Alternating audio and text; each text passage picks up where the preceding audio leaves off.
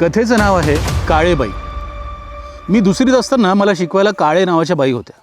सावळ्या, लहानखुऱ्या चणीच्या, हसऱ्या, प्रेमळ काळेबाई आम्हा सगळ्या मुलांच्या अतिशय आवडत्या होत्या. शिकवायच्या पण इतक्या छान ना. आमच्या घराजवळच त्यांचं घर होतं. माझी आई दरवर्षी त्यांना चवाष्ण म्हणून जेवायला बोलवायची.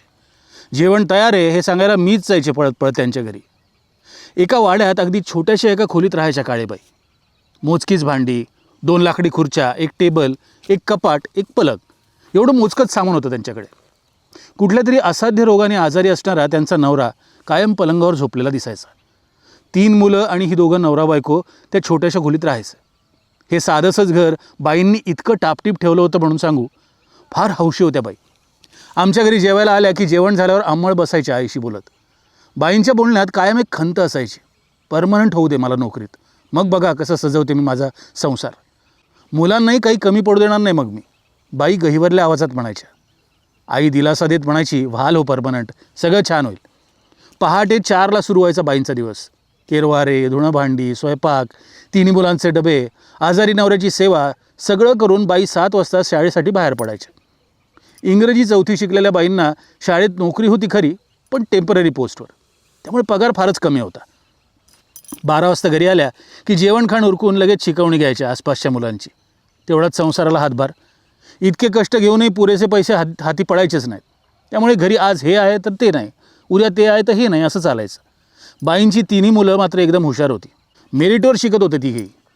समंजस होती मुलं. घरची परिस्थिती ओळखून होते, त्यामुळे कधी कोणत्या गोष्टीचा हट्ट म्हणून करायचं नाहीत.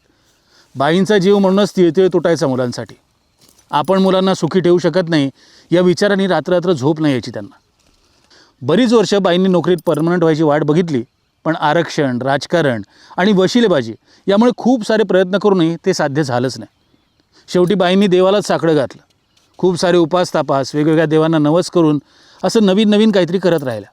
कसलीशी पोथी घेऊन नेहमी वाचत बसायच्या. एक दिवस पोस्टमन तार घेऊन त्यांच्या घरी आला. तार इंग्रजीत होती.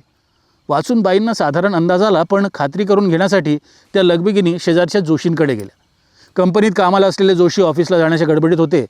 दारातच बाईंनी दिलेली तार त्यांनी वाचली आणि आनंदाने बाईंचं अभिनंदन करत म्हणाले, परमनंट झालात तुम्ही. हे ऐकताच बाई एकदम खालीच कोसळल्या. जोशी काकांना समजेच ना काय झालं ते. आवाज ऐकून वाड्यातली सगळी माणसं धावली. बाईंना सावरून त्यांना शुद्धीवर आणण्याचा प्रयत्न करू लागली. पण आपल्या सजलेल्या संसाराचं स्वप्न बघत बाईंनी डोळे मिटले ते कायमचेच. सारी माणसं हळहळली. बिचाऱ्या काळेबाई, ज्या गोष्टीची आयुष्यभर चातकासारखी वाट पाहिली ते मिळालं खरं, पण